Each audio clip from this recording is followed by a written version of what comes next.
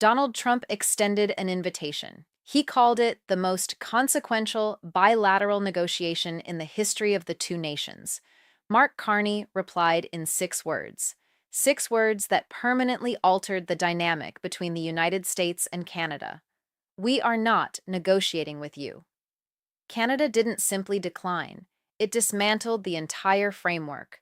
Within a single day, Ottawa moved on 5 fronts simultaneously: counter tariffs covering nearly $47 billion in American goods, energy flow restrictions aimed precisely at northern border states entering winter, export controls on critical minerals the American economy quietly depends on, and a diplomatic downgrade that broke a 158-year uninterrupted streak of full ambassadorial relations. Warren Buffett's assessment was unambiguous. What Carney executed was the single most powerful maneuver available in business or geopolitics: the willingness to never enter the room at all. "Because I don't need you," he explained, is the sentence that destroys leverage completely. And it's the one sentence no dealmaker ever wants to hear. What shocked the world wasn't the retaliation. It was Trump's reaction to the refusal. No immediate fury, no all-caps eruption, no thunderous counter-threat. What sources inside the White House described was something altogether different and far more revealing: panic, genuine, visible, strategic panic. Because the entire architecture of Trump's approach, the pressure campaigns, the tariff threats, the escalating demands, rests on one foundational assumption: that the other side wants a resolution badly enough to come to the table. Carney had just removed that assumption entirely. To understand the full weight of Canada's refusal, you need to understand what was actually being proposed. Trump made his announcement from the Rose Garden. The presentation was warm, the language spoke of friendship and shared prosperity. He outlined what he framed as a sweeping grand bargain: an all-encompassing negotiation covering tariffs, energy policy, Arctic sovereignty, border management, and trade architecture. Enormous in scope, generous in tone. Media coverage was largely favorable. Analysts praised the apparent willingness to engage. Headlines treated it as a diplomatic opening. Here, they said, was the dealmaker returning to form. But Carney's team, staffed with people trained to read economic instruments with forensic precision, didn't look at the presentation. They looked at the terms buried beneath it. Because Trump's advisors understood something the headlines missed. Canada had been quietly, steadily, and with increasing speed moving its trade relationships away from American dependence. Month by month, agreement by agreement, Canada was building economic bridges to the EU, the UK, Japan, South Korea, Australia, and a widening circle of Indo-Pacific partners. Each new agreement reduced the leverage America held. Each passing week without engagement made the gap wider. The negotiation invitation wasn't a gesture of goodwill. It was a mechanism to pause that erosion. If Canada entered talks, it would face domestic and diplomatic pressure to hold off on finalizing alternative agreements while waiting to see what Washington offered. The process itself, not the outcome, the process, would buy the United States time to rebuild the leverage it was actively losing. And then there were the preconditions. To take a seat at the table, Canada would be required to immediately suspend all retaliatory tariffs, while American tariffs remained fully operational, freeze every active trade negotiation with the EU, the UK, Japan, South Korea, and Australia for the entire duration of talks, formally accept national security as a legally valid justification for tariffs imposed on a NATO partner, a concession that would retroactively legitimize every tariff already in place, and agree to operate under a timeline and agenda constructed entirely by the American side. Read that carefully. Canada enters the room having already surrendered its retaliatory leverage. Its alternative economic pathways are locked. Its legal standing is conceded before a single clause is discussed. The clock is set by the opposing party. And while all of this unfolds, American tariffs continue inflicting daily damage on Canadian exporters with no mechanism for relief.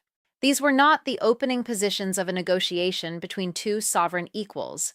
They were the conditions of a managed capitulation, presented in the vocabulary of partnership. Trump wasn't offering dialogue. He was offering Canada the experience of losing in a process designed by the people who created the problem. Carney's team worked through every angle. 48 hours after the Rose Garden announcement, he appeared before cameras. The venue was chosen with intention, not the floor of Parliament, not a trade conference room, the headquarters of Canada's Department of Foreign Affairs, a building whose entire purpose is the conduct of relations between Canada and foreign states. The message embedded in the location: this is not a trade dispute response. This is a foreign policy declaration.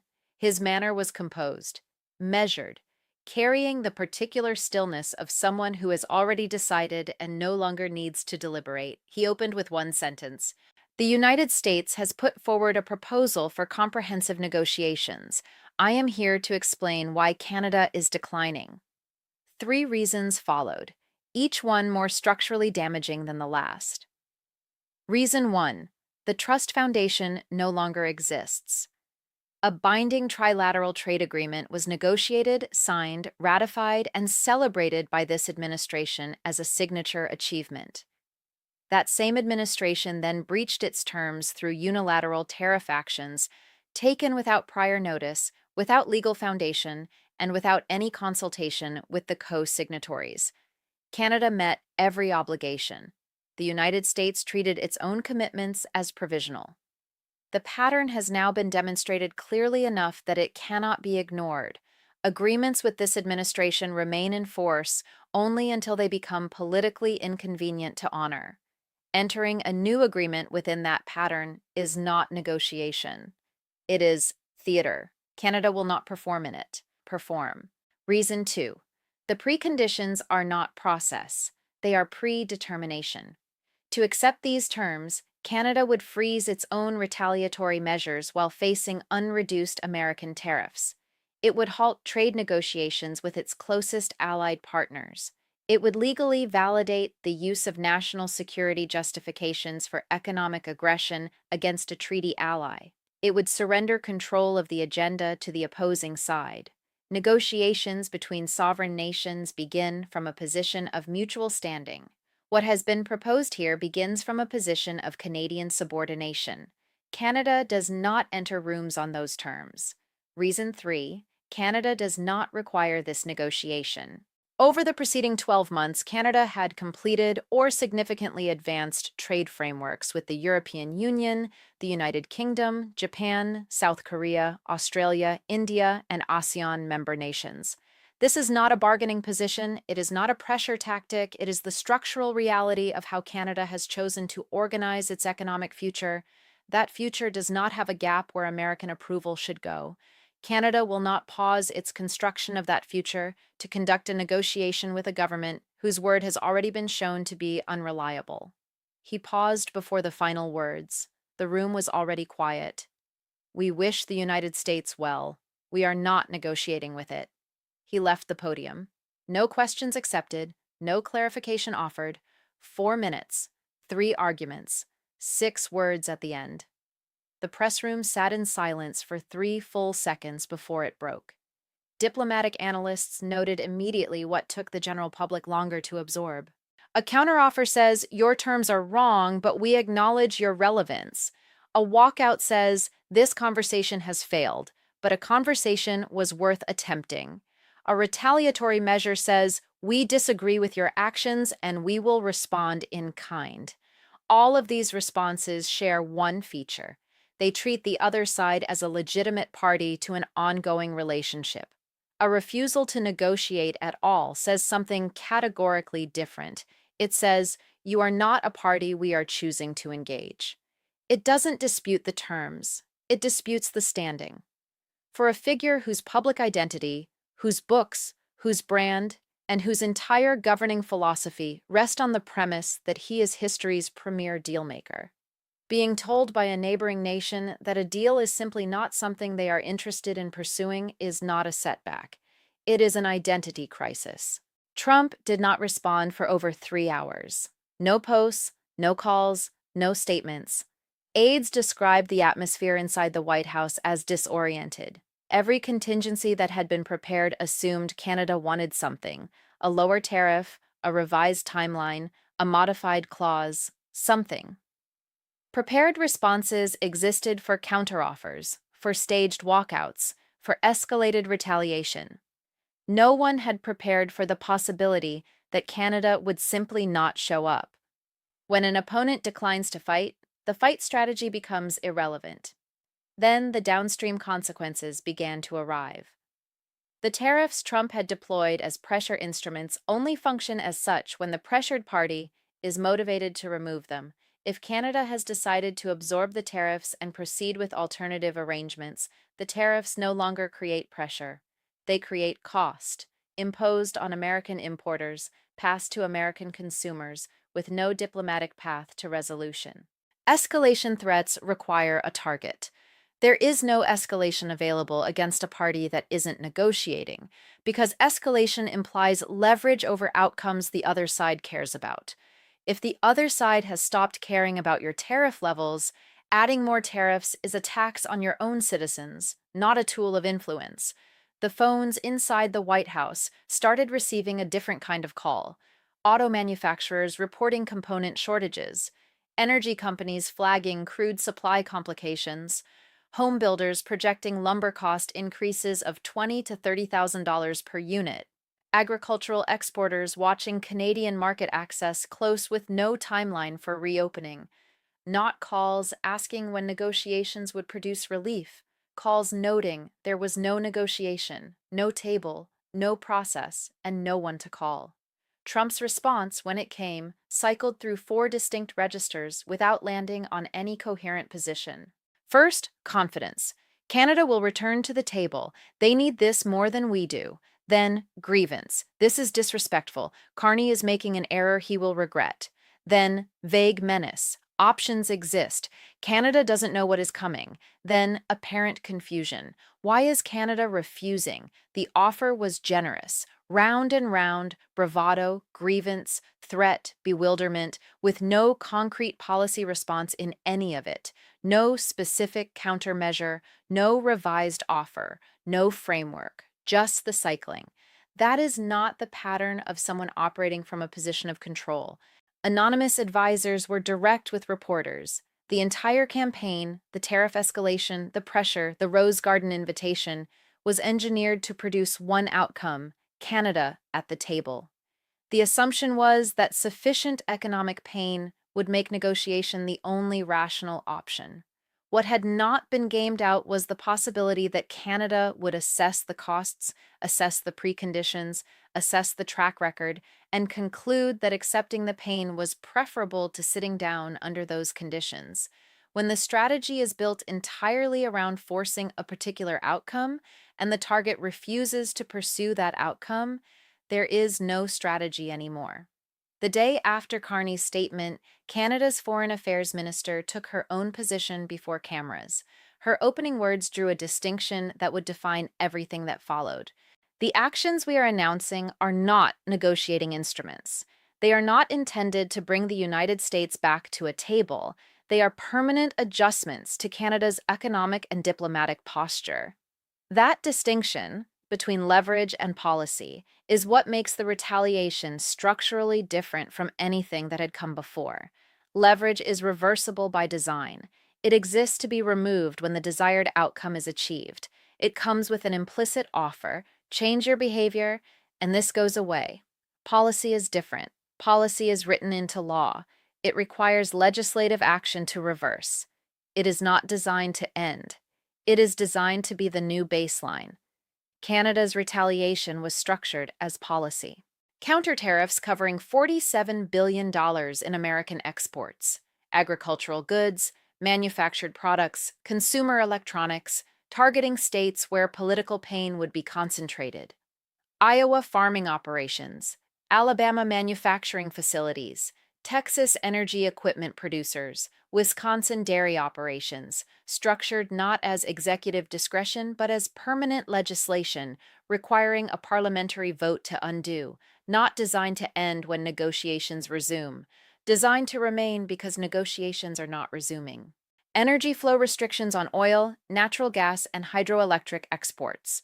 Not a complete cutoff, a calibrated reduction engineered to create sustained, compounding pressure. Electricity shipments to New York, New England, and the Pacific Northwest were cut by 15 to 20%. Midwest natural gas flows were reduced. Crude oil shipments became subject to new sovereignty surcharges. Canada provides 60% of American crude oil imports, and nearly all of its electricity imports from abroad.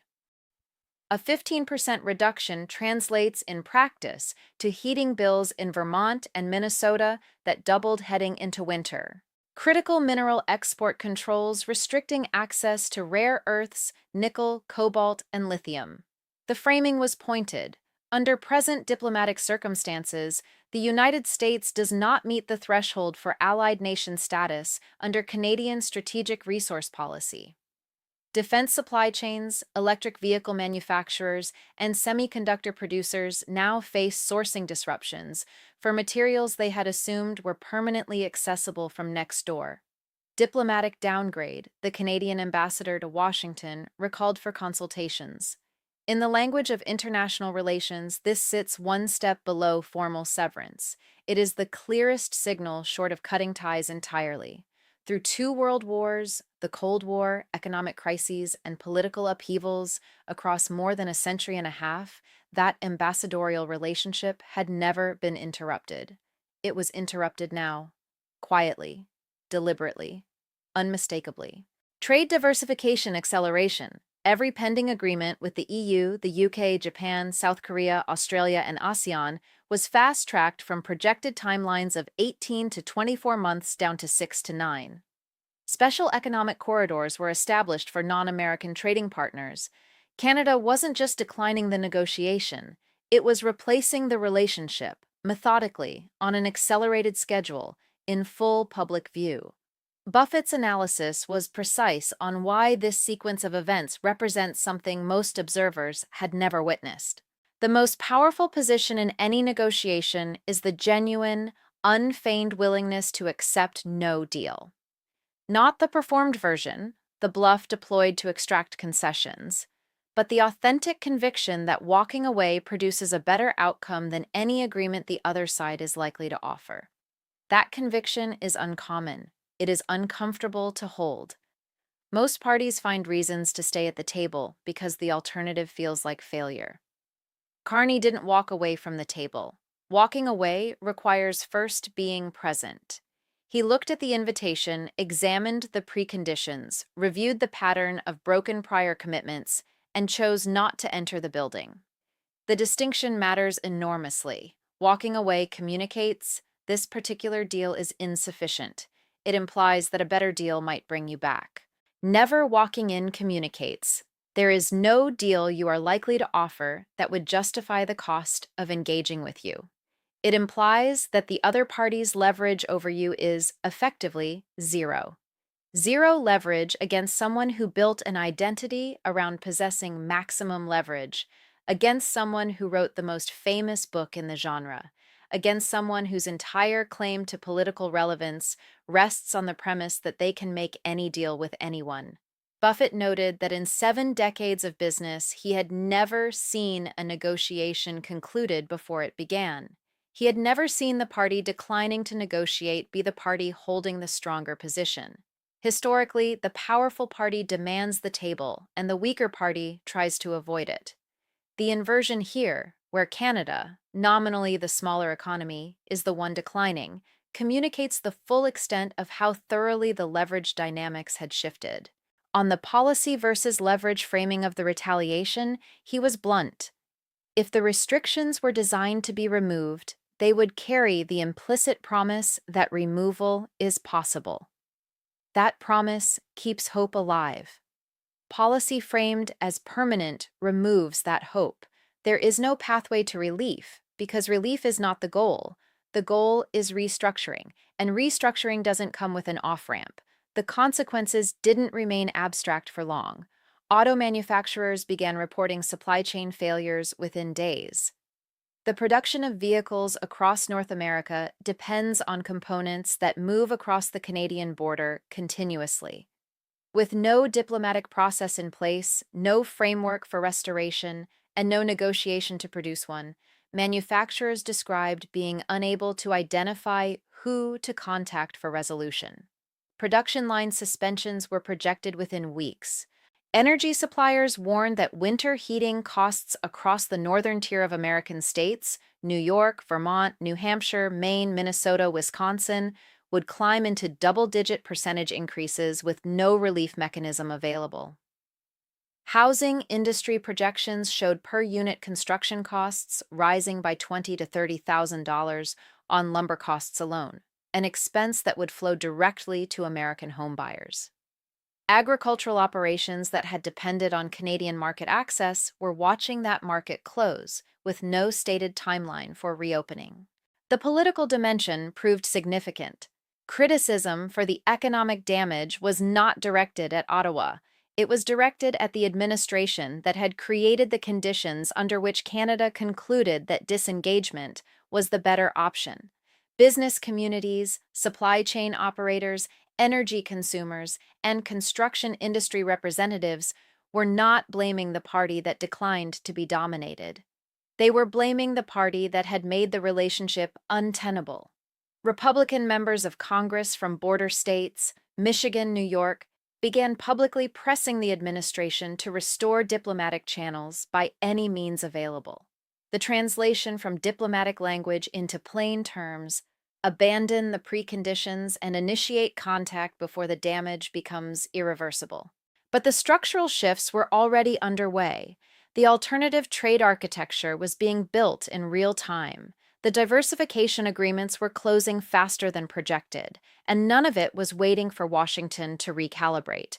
The international dimension may carry the longest consequences. Every major trading relationship was watching.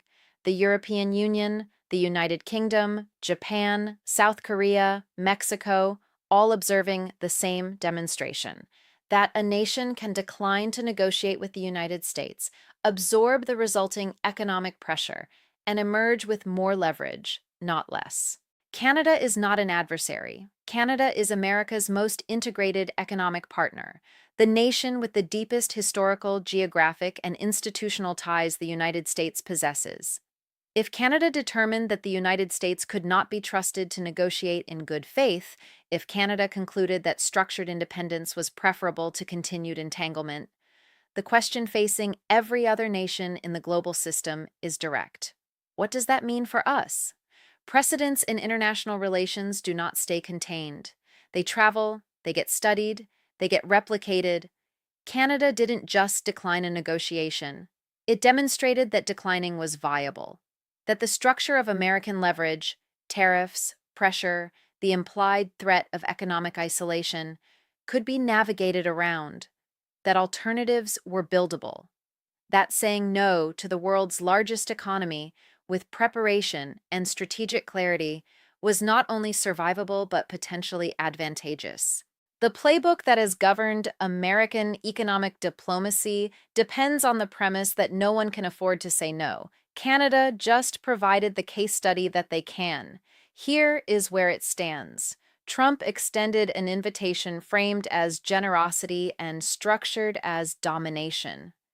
Carney read the structure, set the framing aside, and declined. Not the terms, but the premise. Not the deal, but the table itself. Canada then moved on 5 simultaneous fronts, framing every action as permanent policy rather than negotiating leverage, ensuring there was nothing for Washington to offer that would undo what had been done. Trump's response cycled through bravado, grievance, threat, and confusion without locating a coherent counter-strategy. His own advisors confirmed the scenario had not been prepared for. The entire strategic apparatus, the tariffs, the pressure, the invitation, had been built to produce a single outcome.